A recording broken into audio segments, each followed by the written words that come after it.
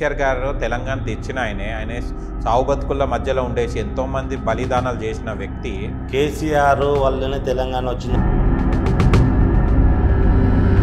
రేవంత్ రెడ్డి గారికి తెలివి లేదంటారా?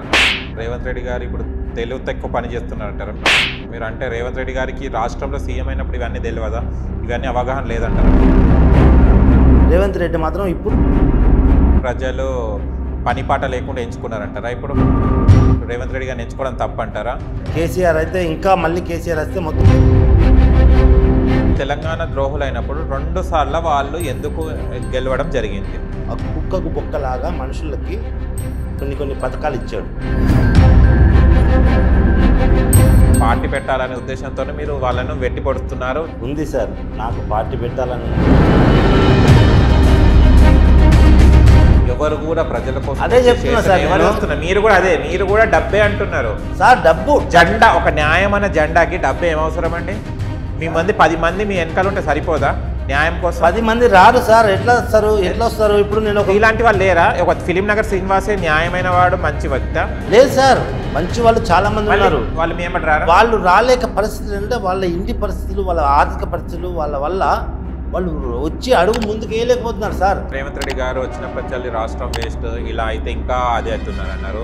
ఖచ్చితంగా ప్రజలకు మాత్రం రేవంత్ రెడ్డి గారు సీఎం లాగా ఇంకా కనపడలేదు. అంటే అది మీ కళ్ళ ప్రాబ్లం ఏమో. నా కళ్ళ కాదు, ప్రజల్ని ఇప్పుడు మంచి చేస్తే ఎవరు కనిపించారు కదండి. ఇప్పుడు జనాలు అదే కదా. ఏం చేశారు? మంచి ఏం చేశారు? ఏంటి చెప్పండి. ఏం చేయాలి? ఇప్పుడు ఎన్ని సంవత్సరాలు అయింది వచ్చి? కొద్ది రోజులు అయినా సరే. కొత్త ఆయన ఒక ఎంపీ కాలేదు, ఒక రాష్ట్రానికి ఒక ముఖ్యమంత్రి అయ్యాడు. అన్ని ఏమంటే అన్ని చూసుకుంటుండు కదా. ఇంకా ఎన్ని సంవత్సరాలు అయితే కాలే కదా, చేస్తానని. ఏదేమైనా రేవంత్ రెడ్డి గారు లాస్ట్ వరకు ముఖ్యమంత్రి ఉంటారనేది నమ్మకం లేదు జనాలకి. అంటే షర్మిల గారు గతంలో రేవంత్ రెడ్డి గారిని కాంగ్రెస్ పార్టీని దోషించిన ఆమె ఇవాళ రేవంత్ రెడ్డి గారికి సపోర్ట్ చేసింది. అండ్ నెక్స్ట్ వెళ్తే కనుక ఆంధ్రాలో వెళ్ళేసి పార్టీలో కాంగ్రెస్ పార్టీ నుంచి వెళ్ళి పోటీ చేయడం కూడా జరుగుతుంది. మీరు బానిసలు అన్న. హాయ్, హలో, నమస్తే, welcome to social post TV. నేను మీ యాంకర్ పప్పు. ఈరోజు మనతో స్పెషల్ గెస్ట్ ఉన్నారండి. ఆ గెస్ట్ ఎవరో కాదో ఫిలిం నగర్ శ్రీనివాస్ గారు మనతో ఉన్నారు. కొంచెం ప్రభుత్వం వచ్చిన పంచాలు చాలా వరకు నేను నిరాశపడుతున్నాడు. ఈ ప్రభుత్వం ఇలానే కంటిన్యూ అయితే ప్రజలు చాలా అంటే బాధపడాల్సి వస్తుంది. రాష్ట్రం ఎటువైపు వెళ్తుందని ఈయన చాలా బాధపడుతున్నాడు. అండ్ ఎందుకు ఈయన ఫీల్ అవుతున్నాడు? అసలు వచ్చిన కొత్త ప్రభుత్వం, కాంగ్రెస్ ప్రభుత్వం, సీఎం రేవంత్ రెడ్డి గారు ఏం చేస్తున్నారు, ఈయనకి ఏం నచ్చుతలేదో తన మాటలు తెలుసుకోవడానికి ప్రయత్నిద్దాం. నమస్తే సార్. నమస్కారం సార్. ఎలా ఉన్నారు? ఇది ఒక ఫ్యాషన్ అయిపోయింది. కొత్తగా పార్టీ పెట్టాలనడం, జనాలు చల్లి డబ్బులు తీసుకోవడం, ఇవన్నీ ఒక కొత్త ఫ్యాషన్ అయిపోయింది. మనం మాట్లాడేటప్పుడు ఒకలాగా ఉంటుంది, డబ్బులు వచ్చిన తర్వాత ఒకలాగా మారిపోతుంటుంది. ఈ డబ్బు అనేది ఎందుకు వస్తుంది సార్? ఈ డబ్బు ఇప్పుడు మీరు మంచి చేయాలంటే డబ్బు ఎందుకు అవసరం? మీరు నడిచి వెళ్ళి మీరు రాష్ట్రం ఇవాళ కాకుండా ఒక 10 సంవత్సరాల దాకా మీరు పాదయాత్ర చేసుకుంటా, మీ దగ్గర డబ్బులు అవసరం లేదు. మీకు పోతుంటే పూటకు వాళ్ళే భోజనం పెడతారు కదా. మీరు ఏదైతే అంశం ఉందో మీరు అది చేసుకోవచ్చు కదా. డబ్బులు అనేది ఎందుకు వస్తుంది? ప్రతి ఒక్కరు నేను నిలబడుతున్నా, నాకు డబ్బులు వేయండి అని మీ పూట గడవడానికి తప్పించి కానీ జనాలకు ఒరిగింది ఏం లేదు. మీరు కూడా అదే ఫార్ములా ఫాలో అవుతున్నారు. మళ్ళీ జనాల నుంచి డబ్బులు ఎందుకు అడుగుతున్నారు? నాకు అది కావాలి సార్. డబ్బులు అడగడం అంటే డబ్బులు లేనిది కనీసం పార్టీ రిజిస్ట్రేషన్ చేయాలన్నా కానీ 10,000 20,000 అవుతాయి. ఓకే. కనీసం ఇప్పుడు ఒక మనిషిని ఎతకాలి, ఒక మంచి మనిషిని ఎతకాలంటే ఒక పర్సన్ వెళ్ళాలి. ఎవరు ఎత్తుకాల్సిన అవసరం లేదు. మీ గమ్యం మీరు. తెలంగాణ ఉద్యమం స్టార్ట్ అయినప్పుడు ఎవరు రేజ్ చేసి ఫస్ట్ దీన్ని ఒక వ్యక్తి అనేటైనా రేజ్ చేసిన వల్ల 100 మంది 1000 మంది మనకు లక్షల మంది వాళ్ళ తెలంగాణ రాష్ట్రం రావడం జరిగింది. మీరు డబ్బు అనేది ఎందుకు? మీరు ఒకరు ఒంటరి పోరాటం చేసుకుంటే ఒక న్యాయమైన జెండా పట్టుకొని వెళ్తే, న్యాయమైన జెండా పట్టుకోండి, డబ్బు అనేది జెండా పట్టుకోకండి. సార్ మీరు దయచేసి ఒకటి చెప్పండి. తెలంగాణ మూమెంట్ స్టార్ట్ అయ్యానే 1000 మంది వచ్చారంటే అది కరెక్ట్ కాదు. ఎట్లా అయిందంటే కేసీఆర్ ఏం చేశాడు? తెలంగాణ మూమెంట్ స్టార్ట్ చేశాడు. ఆయన సిద్దిపేటలో స్టార్ట్ చేశాడు. ఓకే. స్టార్ట్ చేసి మెల్లిమెల్లిగా ఫస్ట్ నేను అసలు నమ్మలే, వీళ్ళందరూ దొంగలే, ఇంకా అంత దూరం రాదని అనుకున్నాను. కానీ ఆయన చాలా మేధావి. అంటే ఎట్లా మేధావి అంటే ఎవరితో ఎట్లా మాట్లాడాలి, ఎవరిని నమ్మించాలి, ఎట్లా నమ్ముతారు, తెలంగాణ ప్రజలు ఎట్లా నమ్ముతారు, అన్నీ ఆయనకు వెన్నతో పెట్టిన విద్య. అట్లా నమ్మించాడు, జనాల్ని నమ్మించి వచ్చాడు. నమ్మించేటప్పుడు కూడా నిజమైన డబ్బు ఉన్న వాళ్ళు ఉన్నారు కదా తెలంగాణలో. అదే తెలంగాణ వస్తే మాకు కూడా మంచిదే, మాకు ప్రాజెక్టులు వస్తాయి, మాకు కాంట్రాక్టులు వస్తాయని ఆశ పెట్టాడు కూడా ఇతను. ఎంతోమంది చెప్పారు కూడా వీడియోలలో. ఆశ పెట్టాడు, లేకపోతే తెలంగాణ మీద అభిమానంతో డబ్బులు ఇచ్చారు, చాలామంది ఇచ్చారు. ఇచ్చినప్పుడు ఏం చేశాడు? ఎంతో కొంత ఒక 5 కోట్లు 10 కోట్లు లక్షలో రాగానే కొంచెం మూమెంట్ స్టార్ట్ చేస్తాడు. తెలంగాణ రేపు పిలిపిస్తాడు, రేపు ఈ డేట్ అని. మళ్ళీ అది అయిపోయాక కథ మళ్ళీ నెల రోజుల దాకా మీరు ఒకసారి మళ్ళీ బ్యాక్ చూడండి, నిజమో అబద్ధమో మీకే తెలుస్తుంది. ఈరోజు మూమెంట్ స్టార్ట్ అయిందంటే మళ్ళీ 15-20 రోజుల దాకా మళ్ళీ క్లియర్గా అయ్యారు. అందరు జనాలు మొత్తుకుంటారు, ఏంది తెలంగాణ మూమెంట్ మళ్ళీ ఏమైందని లొల్లి పెడితే కేసీఆర్ ఏమన్నాడు ఒకరోజు, ఉట్టినా అవుతుందా తెలంగాణ అంటే రావద్దా, పైసలు కావద్దా, అది ఇది అన్నాడు. వాస్తవంగా మీరు అన్నారు కదా, ఇప్పుడు పైసలు లేకుండా కాలేదు. అయితే విషయం ఏంటంటే మూమెంట్ ఆయన ఇచ్చాడు. ఇక్కడ మన దగ్గర ప్రాబ్లం ఏంటంటే వెనక నుంచి పుషింగ్ ఉండాలి. పుషింగ్ లేకుండా ఎవరు, ఇప్పుడు నేను వెళ్ళి అక్కడ నిలబడి ప్రజలారా మీరు రండి యుద్ధం చేద్దాంకి పోరాటం చేద్దామని అనాలి.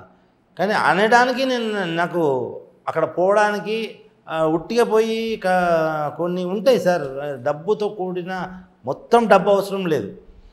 కొన్ని పరిస్థితుల్లో కొన్ని డబ్బు. ఇప్పుడు చాలామంది మేధావులు వెనకపోవడానికి కారణం ఎమ్మెల్యేకి పోటీ చేయకపోవడం, పాశమయ్య సార్ కానీ ఇంకా చాలామంది వాళ్ళు ఓపెన్గా చెప్తారు, మునుపటి రాజకీయాలు కావు, ఇప్పుడు డబ్బులు లేనిది అసలు ఓటు ఎవరేయరు.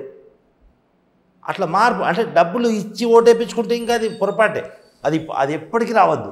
డబ్బులు ఇచ్చి ఓటు వేసుకుంటే అది పార్టీ పెట్టడం కూడా వేస్టే. ఇప్పుడు మీరు ఒక మాట అన్నారు, అందరూ డబ్బు కొరకు వచ్చి మళ్ళీ రాజకీయాలు డబ్బు సంపాదించుకున్నాక ఇక్కడ ఉన్నప్పుడు ఒక మాట, మళ్ళీ పైకి పోతే సీటు మీద పోతే మళ్ళీ మాట మారిపోతుంది అని అంటారు. నేను ఫిలిం నగర్లో 30 ఇయర్స్ నుంచి ఉన్నాను. ఒక్క చిన్న అబద్ధం కానీ, ఒక చిన్న కొట్లాటలు కానీ, ఒక చిన్న కేసు కానీ ఇంతవరకు ఏం లేదు. అంటే నేను పెద్ద గొప్ప అని కాదు, నాకన్నా మేధావులు నాకన్నా మంచి వాళ్ళు ఉన్నారు. వాళ్ళని ఎతికిపెట్టి ఒక దగ్గరికి తీసుకొచ్చి, వాళ్ళు చాలా పేదవాళ్ళు ఉంటారు, 100% ఇది గ్యారంటీ. ఎప్పుడైతే 100% ఇంత తప్పు లేని వ్యక్తి ఏదో బాధలో ఉండి ఉంటారు, వాళ్ళని తీసుకొచ్చి వాళ్ళకి సార్ మరి ఇలా చేద్దామని అంటే వాళ్ళు ఒప్పుకుంటే కనుక వాళ్ళకు మార్కింగ్ వేసి వాళ్ళని నిలబెడితే ఇది మాత్రం సక్సెస్ అవుతుంది సార్. కొంచెం కష్టం అవుతుంది కానీ ఎవరైనా దాతలు ముందుకొచ్చి కొంచెం సపోర్ట్ ఇస్తే సక్సెస్ అవుతుంది. మీరు దాతల కోసం ఆలోచిస్తున్నారు. ఇవాళ ప్రతి ఒక్కరూ పదవిలకు వచ్చేసి డబ్బులు సంపాదించుకోవాలి, దోపిడీకే తప్పించి కానీ ఎవరు కూడా ప్రజల కోసం అదే చెప్తున్నా సార్. మీరు కూడా డబ్బే అంటున్నారు సార్. డబ్బు జెండా, ఒక న్యాయమైన జెండాకి డబ్బే ఏమవసరం అండి? మీ మంది 10 మంది మీ వెనకాల ఉంటే సరిపోదా న్యాయం కోసం? 10 మంది రారు సార్, ఎట్లా వస్తారు? ఇప్పుడు నేను ఇలాంటి వాళ్ళు లేరా? ఒక ఫిలిం నగర్ శ్రీనివాసే న్యాయమైన వాడు, మంచి వ్యక్తి లేదు సార్, మంచి వాళ్ళు చాలా మంది ఉన్నారు. వాళ్ళు మీ ఏమంటారా? వాళ్ళు రాలేక పరిస్థితులు అంటే వాళ్ళ ఇంటి పరిస్థితులు, వాళ్ళ ఆర్థిక పరిస్థితులు వాళ్ళ వల్ల వాళ్ళు వచ్చి అడుగు ముందుకు వేయలేకపోతున్నారు సార్. ఇప్పుడు డబ్బు ఎందుకంటే కేసీఆర్ గారిని నమ్మినాం, మీరే అన్నారు కేసీఆర్ గారిని నమ్మినా మేము అది మళ్ళీ మోసపోయామన్నారు. తర్వాత రేవంత్ రెడ్డి గారిని నమ్మినా మేము మోసపోయామని మీరు అంటున్నారు. అంటే జనాలే ఎంచుకుంటున్నారు, జనాలే మళ్ళీ అంటున్నారు. ఇది ఎప్పుడు మారుతుంది సార్? నేను ఒకటే చెప్తున్నాను సార్, డబ్బులు అంటే కొన్ని 100 రూపాయలు వచ్చినాయంటే 100 రూపాయలకు జవాబుదారీతనం ఉండాలి. ఇప్పుడు ఎవరైనా ఒక 100 రూపాయలు ఇచ్చినంటే ఇతను ఫలానా యాంకర్ సార్ ఇచ్చారు అని లిస్ట్ మీద ఉండాలి, బోర్డులో ఉండాలి. కంప్యూటర్లో ఇప్పుడైతే అప్పుడు లేవు, ఇప్పుడు కంప్యూటర్లో ఉంది. ఏ మనిషి వచ్చి డౌట్ వచ్చినా మొత్తం చూపించాలి సార్. డబ్బు అవసరం, డబ్బు లేనిది ఏ పని చేయలేము. ఒకవేళ ఎంత మంచితనం ఉన్నా, నేను ఒక జెండా పట్టుకొని తిరుగుతాను. ఇప్పుడు నేను నాకన్నా మంచి వ్యక్తి జెండా పట్టుకొని నా ముందుకెళ్ళి పోతున్నాను, నేను ఇంట్లో కూర్చున్నాను, నాకేదో బాధ ఉంది, ఆయనతో నేను ఉరకలేను. ఎందుకంటే అన్నం తినకపోవచ్చు, లేకపోతే ఇంట్లో ఫ్యామిలీ తినకపోవచ్చు, ఏదైనా మానసిక ప్రాబ్లమ్స్ అంటే ఇంట్లో ప్రాబ్లమ్స్, పర్సనల్ ప్రాబ్లమ్స్ ఉంటే మనిషికి ముందు అడుగు వేయలేడు. డబ్బులు ఎందుకు కావాలంటే కనీసం అవసరాలు, జర్నీ కొరకు, లేదంటే ఫుడ్ కొరకు. అప్పుడు లక్షలు డొనేషన్ వచ్చినాయి కేసీఆర్కి, ఇది మాత్రం నిజం. ఎప్పుడు తెలంగాణ ఉద్యమంలో డబ్బులు లేకు, ఆయన సొంత డబ్బులు రూపాయి పెట్టలేదు. డబ్బులు వచ్చినాకనే అది 1000 రూపాయలు వస్తే 10 రూపాయలు ఖర్చు పెట్టాడు. తెలంగాణ భవన్కి పోతే గింతే పెట్టారు అన్నం, ఒక అండ.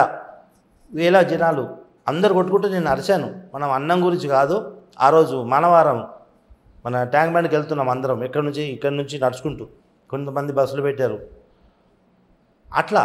ఎందుకంటే పాపం ఊర్లో నుంచి వచ్చిన వాళ్ళు ఆకలిగా ఉన్నారు, తిందామని ప్రయత్నం చేసి దొరకలేదు. అంటే పెట్టిన వాళ్ళు ఎంత మోసం చేశారు అప్పుడు? మరి ఇంత జనాలు ఉన్నారు, చాలా అన్నం వండాలి కదా, మరి డబ్బులన్నీ వసూలు చేశారు కదా. అంటే పెట్టలేదు అనకుండా పెట్టినాం అన్నట్టు ఎవరికి అన్నమే దొరకలేదు సార్ ఆ రోజు. అట్లా మోసాలు కాకుండా ఒకవేళ డబ్బులు ఎవరైనా దాతలు ఇచ్చినా ప్రతి రూపాయి ఉండాలి, దానికి జవాబుదారీతనం ఉండాలి. అట్లుండి పార్టీ నడిపిస్తే. ఇప్పుడు మీరు అన్ని చెప్తారండి, ప్రతి ఒక్కరు లెక్కలు ఎవరు చెప్తారండి, డబ్బులు వస్తే మనుషులు మారిపోతారు సార్. ఒకటి సార్, డబ్బులు ఒకటి సార్ మారిపోతారు. ఒక్కటి సార్, 18 years 20 years నుంచి ఉన్న మనిషి, ఇప్పుడు నేను 49 years, ఇంతవరకు నేను ఒక్కనే కాదు, నా ఏజ్ వాళ్ళు చాలామంది ఉన్నారు, చిన్న ఏజ్ వాళ్ళు కూడా చాలా మంచి వాళ్ళు ఉన్నారు. ఇప్పుడు 18, 20, 25 యూత్ అక్కడక్కడ చూడండి, అసలు ఇంత పిల్లోడు ఇంత నిజాయితీగా ఉన్నాడా అనే దండం పెట్టిన రోజులు కూడా నాకున్నాయి. చాలామంది యూత్లో కూడా ఉన్నారు. మా ఏజ్లో వాళ్ళు మొత్తం దొరికిపోతారు. యూత్ వాళ్ళని కూడా ఎంతవరకు మంచి అని దొరకబెట్టుకోవచ్చు. మా ఏజ్ వాళ్ళకైతే ఇంకా ఏం తప్పులున్నా ఆ ఏజ్లో తప్పులే చేయాల్సి ఉంటుంది. తప్పులు చేస్తే వాళ్ళు కాదు కదా, తప్పులు చేయని వాళ్ళనే తీసుకొచ్చి పేటలో పెట్టినాక వాళ్ళు ఇంకెప్పుడు తప్పు చేస్తారు? ఎందుకు తప్పు చేస్తారు? అన్ని 20 years నుంచి తప్పు చేయనోడు డబ్బులున్నా సరే, ఏదైనా ఇబ్బందులు వచ్చినా, లేకపోతే ఏమైనా జాగా కబ్జా వేరే వాళ్ళ జాగా గుంజుకోవడం, లేకపోతే వేరే వాళ్ళని అవినీతి అన్యాయంగా కొట్టడం, డబ్బులు లాక్కోవడం, దొంగతనం, ఇవన్నీ ఏం చేయనోడు 20 సంవత్సరాల నుంచి, అంటే 18 years 20 years వరకు అది వేరు. ఈ 20 నుంచి 40, ఈ 20 yearsలో చేయనోడు ఇంకా మళ్ళీ ముందు ఎట్లా చేస్తాడు సార్? ఇవన్నీ చెప్తున్నారు. ఒక ఎగ్జాంపుల్ ఎమ్మెల్యేని తీసుకోండి. ఓట్లప్పుడు గడప తిరుగుతాడు, దండం పెడతాడు, ఓట్లు వేయండి అమ్మా అంటాడు. అవునా, వాళ్ళు పిలిచారా? మీరు ఆహ్వానించారా ఇంటికి రమ్మని? సామాన్యుడు ఆహ్వానించాడా? లేదు కదా. చెప్తా వినండి. ఇంటింటికి వస్తాడు. అదే పదవి వచ్చిన తర్వాత ఆయన వెళ్తే అపాయింట్మెంట్ దొరకదు. అదేనే అంటారు, రేపు మీరు కూడా గదే పొజిషన్కి వస్తారు. ప్రతి ఒక్కరూ పదవి లేనప్పుడు ఒక మాట, పదవి వచ్చిన తర్వాత ఒకలాగుంటారు. గడపకు రమ్మని ఎవరైనా అడిగారా సార్? వాళ్ళ మనస్తత్వం అది సార్ వాళ్ళది. ఇప్పుడున్న రాజకీయ నాయకులు మొత్తం సార్, అందులో కూడా మంచి వాళ్ళు ఉన్నారు సార్. కొంతమంది పేర్లు గుర్తులేవు నాకు. నోముల నరసయ్య గారు, నాయని నరసింహారెడ్డి గారు, ఇంకా 2-3 పేర్లు, ఇంకా అంతకుముందు పాతోళ్ళు కొంతమంది ఉన్నారు సార్, మంచి వాళ్ళు. అసలు అవినీతి అంటే తెలియదు వాళ్ళకి. పాపం వాళ్ళు మంచి పేరు వల్లనే గెలిచారు. కొంత ఎమ్మెల్యేగా ఉండి కూడా సొంత ఇల్లు లేని వాళ్ళు కూడా కొంతమంది ఉన్నారు. సరే, మీరు ఇంత ఖచ్చితంగా అంటున్నారు. రేవంత్ రెడ్డి గారు వచ్చినప్పటి నుంచి రాష్ట్రం వేస్ట్, ఇలా అయితే ఇంకా అదే అవుతున్నారు అన్నారు.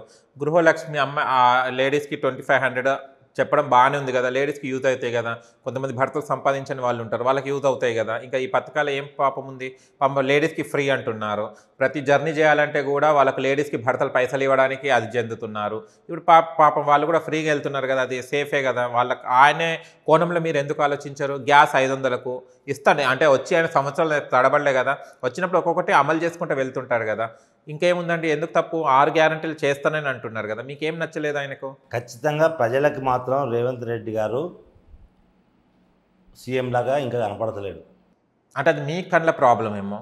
నా కళ్ళ కాదు, ప్రజల్ని ఇప్పుడు మంచి చేస్తే ఎవరు కనిపించారు కదండి. ఇప్పుడు జనాలు అదే కదా. ఏం చేశారు? మంచి ఏం చేశారు? ఏంటిది చెప్పండి. ఏం చేయాలి? ఇప్పుడు ఎన్ని సంవత్సరాలు అయింది వచ్చి? కొద్ది రోజులు అయినా సరే. కొత్త ఆయన ఒక ఎంపీ కాలేదు, ఒక రాష్ట్రానికి ఒక ముఖ్యమంత్రి అయ్యాడు. అన్ని ఏమంటే ఆయనకు అన్నీ చూసుకుంటుండు కదా. ఇంకా ఎన్ని సంవత్సరాలు అయితే కాలే కదా, చేస్తానని చెప్పి. ఏదేమైనా రేవంత్ రెడ్డి గారు లాస్ట్ వరకు ముఖ్యమంత్రి ఉంటారనేది నమ్మకం లేదు జనాలకి.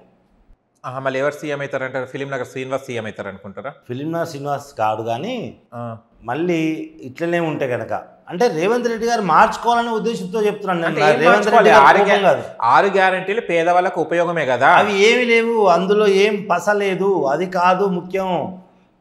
అన్నీ పేద ప్రజలలోకి వచ్చి అధికారులు వచ్చి ఇమ్మీడియట్లీ వచ్చి ఏమేమి అవసరమో ఇమ్మీడియట్లీ వాళ్ళను చూడాలి. ఇప్పుడు ఈయన సభలు పెట్టినప్పుడు పాదయాత్రప్పుడు 6 గ్యారెంటీలే చెప్పడం జరిగింది. ఈ 6 గ్యారెంటీలతోనే కదా ఆయన వచ్చింది సార్. 6 గ్యారెంటీలతో వచ్చిరని వాళ్ళు అనుకుంటున్నారు. 6 గ్యారెంటీలతో వాళ్ళు రాలేదు. కేసీఆర్ మీద వ్యతిరేకత. అసలు కేసీఆర్ మీద వ్యతిరేకత ఎందుకు వచ్చింది అది చెప్పండి. ఎందుకు వచ్చింది చెప్పండి. కేసీఆర్ గారు పోలీసు లా అండ్ ఆర్డర్ మొత్తం డిజాల్వ్ అయిపోయింది. అస్సలు ఎమ్మెల్యేలకు వాళ్ళకు తప్ప ఒక సామాన్యుడు అన్యాయం జరిగిందని పోతే సామాన్యునికి న్యాయం జరగలేదు. ఉల్టా ఎవరైనా మంచి ఇక్కడ అన్యాయం జరుగుతుందని చెబితే కనీసం ఒక ఇంటర్వ్యూ ఇచ్చినా లేదంటే వాయిస్ పెంచినా ఆ మనిషిని తీసుకుపోయి పోలీస్ స్టేషన్లో వేసి కొట్టడం, ఇవన్నీ చూశారు ఎంతోమంది జనాలు. కరోనా టైంలో మొత్తం విపరీతంగా జనాలను కొట్టారు. అంటే వాళ్ళకి ప్రజలకి ఏదైనా సమస్యలు వస్తే ప్రభుత్వం కొంచెం చెయ్యాలి, సడలింపులు చేయడమా, వాళ్ళకి ఏమైనా అవసరమా. వాళ్ళు మాటలే చెప్పారు తప్ప కరోనా టైంలో కేసీఆర్ గారు చాలామంది చాలా ఇబ్బందులు పడ్డారు. అసలు ఎలాంటి సాయమో ప్రభుత్వం నుంచి రాలేదు. పేద ప్రజలకు ఇంక కొంతమంది దాతలు డబ్బున్న వాళ్ళు సాయం చేశారు. ఇంకా కేసీఆర్కు సాయం చేస్తే ఆయన ఇంకా అందులో డబ్బులు అవినీతి చేశాడు, కానీ ఆయన గవర్నమెంట్ తరపు నుంచి పేద ప్రజలకు ఏం చేయలేదు. కానీ మీరు అంటున్నారు ఇప్పుడు రేవంత్ రెడ్డి గారు, ఒకవేళ మీరు అన్నారు ఇంటర్వ్యూ స్టార్టింగ్లో, ఒకవేళ లేకుంటే కేసీఆర్ గారే బెస్ట్ అని అంటున్నారు, రేవంత్ రెడ్డి గారి కన్నా అన్నారు. మళ్ళీ బెస్ట్ అనేది కేసీఆర్ గారు మంచి చేయకుంటే కేసీఆర్ గారిని ఎందుకు గుర్తు చేసుకుంటారు ప్రజలు, ఇప్పుడు తెలంగాణ ప్రజలు? అంటే ఈ రేవంత్ రెడ్డి గారు అసలు ఏం చర్యలు తీసుకోవడం లేదు. ఇప్పుడు ఇంత అవినీతి అయిపోయింది, ఈ అవినీతి మొత్తం బయట పెట్టాలి. ఎక్కడెక్కడ అన్యాయాలు జరిగినాయి.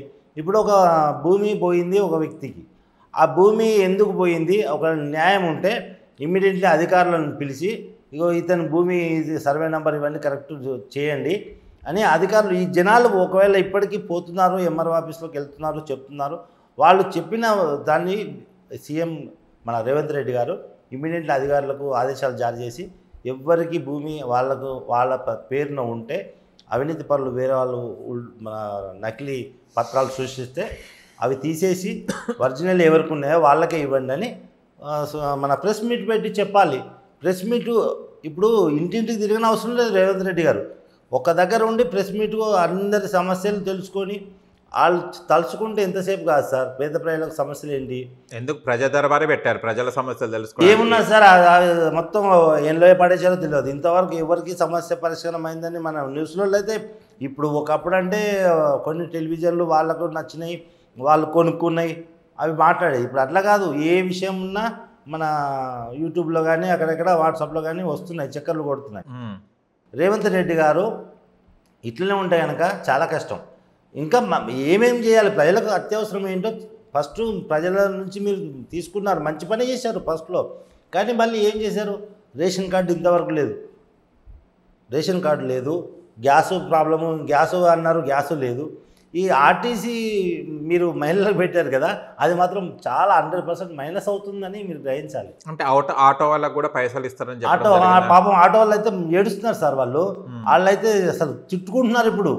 అంటే నేను అనడానికి కారణం ఏంటంటే రేవంత్ రెడ్డి గారు పాలన బాగాలేదు అని నేను ఎందుకు అంటున్నానంటే, నా ఒక్క నిర్ణయం ఉండదు, నేను చెప్పే మాట 10 మంది అన్న మాటనే వింటాను. నాకు ఎవరు పోయినా అదే మాట అన్నప్పుడు నేను అదే మాట చెప్తాను. అయ్యో నిజంగా రేవంత్ రెడ్డి పాలన బాగుంది అని 10 మంది అన్నారు అనుకో, నేను 10 మంది బాగుందంటే బాగుందంట అని చెప్తాను. అంటే ఇప్పుడు తెలంగాణ ప్రజలు రేవంత్ రెడ్డి గారి పాలన మీద వ్యతిరేకంగానే ఉన్నారంటారా? తెలంగాణ ప్రజలు అప్పుడు ఓట్లు వేసిన వాళ్ళు కూడా ఇప్పుడు 10% రేవంత్ రెడ్డికి వ్యతిరేకంగా అయ్యారు. 10%. ఇప్పుడు ఆ 10% అంటే ఒకవేళ 10% అప్పుడే ఓట్లకు ముందు అయితే మళ్ళీ కేసీఆర్కే పడే. ఆ 10% ఉంటే ఈయన గెలిచేవారు. ఓకే, మీరు రేవంత్ రెడ్డి గారి పరిపాలనలో ఇప్పుడు చూస్తున్నది, కేసీఆర్ గారి పరిపాలన గతంలో చూస్తే ఎవరు బెస్ట్ అనిపిస్తారు మీకు? ఇద్దరు ఇట్లా పోల్. ఇంకా రేవంత్ రెడ్డి పాలన ఇంకా ముందు ఆశలు అయితే ఉన్నాయి, ఆశలు ఉన్నాయి. కేసీఆర్ అంతా అధ్వానంగా ఉంటుందని అనుకోవడం లేదు, కానీ ఇంకా కొన్ని రోజులు చూస్తే పూర్తి క్లారిటీ నేను చెప్పగలను. ఎట్లా చెప్తున్నానంటే తెచ్చే కొట్టే పెట్టేలాగా పాము రావాలి కానీ కర్ర ఎరగొద్దు అన్నట్టు చెప్తున్నారు. రెండింటికి సమర్థించుకుంటారు మీరు. ఎందుకు కేసీఆర్ గారు ఏమన్నా లోపటేసిద్దో, ఏమన్నా వేస్తారని భయమా, లేకుంటే రేవంత్ రెడ్డి గారు ఏమన్నా చేస్తారని భయమా? నాకు పొరపాటున ఎలాంటి భయం ఉండదు. ఒకవేళ ఇంటికి వచ్చి నన్ను పట్టుకపోయినా, ఎక్కడ తీసుకుపోయినా, ఎన్కౌంటర్ ఏం చేసినా నేను ఓకే, నేను గట్లా భయపడేటువంటి కాదు. కాకపోతే ఏంటంటే క్లారిటీ లేదు. ఇప్పుడు రేవంత్ రెడ్డి గారు మంచి పేరు ఉంది, కొడంగల్లో గెలుస్తున్నాడు అంటే ఎంతో కొంత ప్రజలకు మంచి చేస్తుందని అనుకుంటున్నాను. నేనైతే కొడంగల్ వెళ్ళి చూడలేదు. ఇప్పటికీ రేవంత్ రెడ్డి గారు కొన్ని మెల్లిమెల్లిగా నిదానంగా చేస్తాడని నమ్మకం ఉంది. ఎందుకంటే ఇప్పుడు కొద్ది రోజులే కాబట్టి. ఇంకొక విషయం సార్, రేవంత్ రెడ్డి గారు పూర్తిగా ఏదో రామరాజ్యం వస్తుందని మాత్రం నేను చెప్పను. ఎందుకంటే రేవంత్ రెడ్డి గారు కూడా ఒక రాజకీయ వలయంలో సింహాలు ఇవన్నీ. నా దృష్టిలో ఇవన్నీ సింహాలు మంచి ఏమి శాకారం తింటాయని నేను అనుకోను. వీళ్ళు అందరూ ఒకటే కోవకు చెందిన వాళ్ళు. ఒక నిజాయితీపరుడు ఎవరైనా వస్తే, నాకు కాంగ్రెస్లో ఎవరు వస్తే మంచి జరుగుతుందని అనుకున్నానంటే ఫస్ట్ నుంచి సీతక్క వస్తే, ఆమె చాలా పేద అట్టడి వర్గం నుంచి వచ్చింది. ఇప్పటికి కూడా ఆమె మీద ఎలాంటి అవినీతి మరకలు లేవు. లేదంటే ఇంకా కొంతమంది కాంగ్రెస్ నేతలు చాలా తక్కువ ఇద్దరు ముగ్గురు ఉన్నారు మంచిలో ఎక్కువ మంచి సీతక్క వస్తే కనుక ఖచ్చితంగా తెలంగాణ రామరాజ్యం అవుతుంది. కానీ అంటే తెలంగాణ వచ్చినప్పటి చాలా మంది అంటారు దళితుడిని నేను సీఎం చేస్తా అని కేసీఆర్ గారు కూడా చెప్పడం జరిగింది, రేవంత్ రెడ్డి గారు కూడా చెప్పడం జరిగింది. కానీ మనుషులను ఓన్లీ ఈ ప్రజలని భ్రమ పెట్టడానికి ఒకటే చెప్తున్నాను సార్. నేను ఒకటే మాట, వలయంలో ఇవన్నీ సింహాలు, ఈ సింహాల వల్ల మనకి లాభం కలుగుతుందంటే ఈ పెద్ద లాభం ఏముండదు.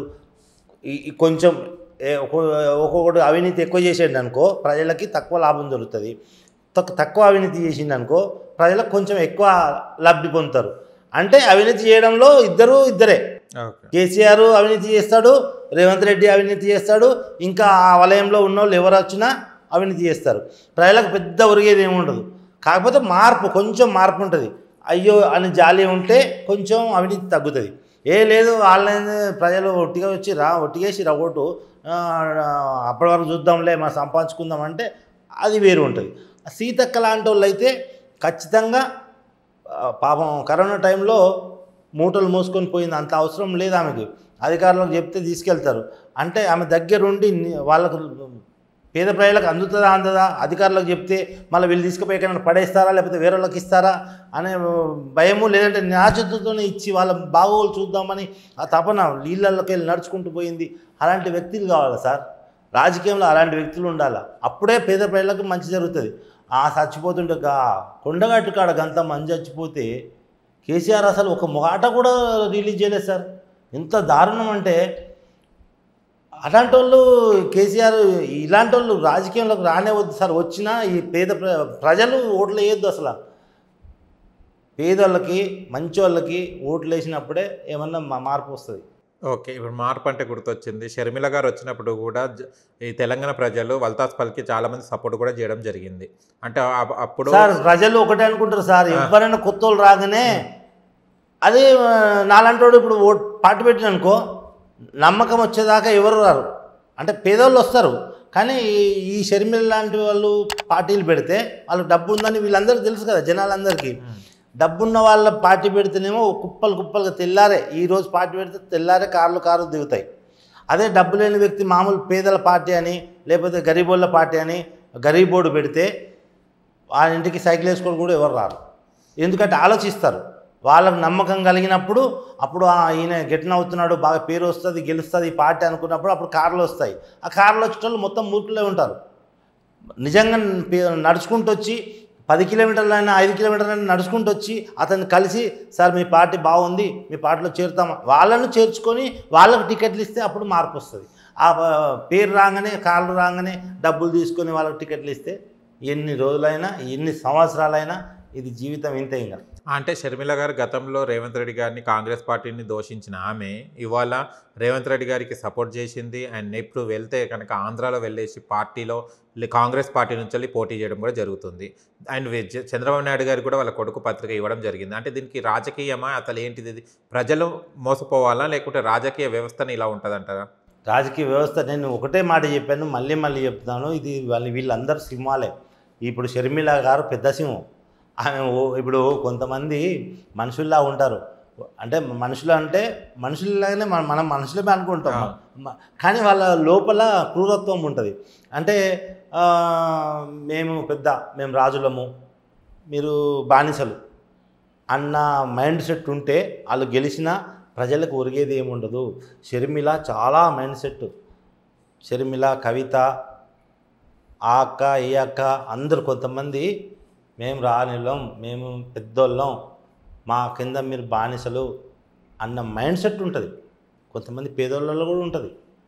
డబ్బులు ఇప్పుడు కొన్ని లక్షలు వచ్చినాయి అనుకోండి, లెక్కపత్రం ఇప్పుడు ఒక పేదాని శ్రీనివాస్కే కొంతమంది ఇచ్చారు, నేను ఏ లెక్క చెప్పకుండా వస్తే నువ్వు 1 రూపాయలు ఇచ్చినావా, నువ్వు ఎందుకు అడుగుతున్నావు నన్ను లెక్క అంటే ఆ మాట ఎప్పుడైతే వచ్చిందో ఏమీ లేకపోయినా మనము ఒక పేరు ఒక రాజకీయంలోకి వచ్చినా సినిమా రంగంలోకి వచ్చినా విమర్శలు వస్తాయి, సద్విమర్శలు వస్తాయి, విమర్శలు వస్తాయి, మెచ్చుకుంటారు. విమర్శలు వస్తే వాళ్ళని తిడతాము. ఇప్పుడు ఒక పార్టీ నేను మంచి పార్టీ పెడతాను అంటాను, నాకు ఇన్ని డబ్బులు వస్తాయి, వచ్చినాయని ప్రచారం జరుగుతుంది. ఒకవేళ అది వచ్చినాయా రాలేదా తర్వాత.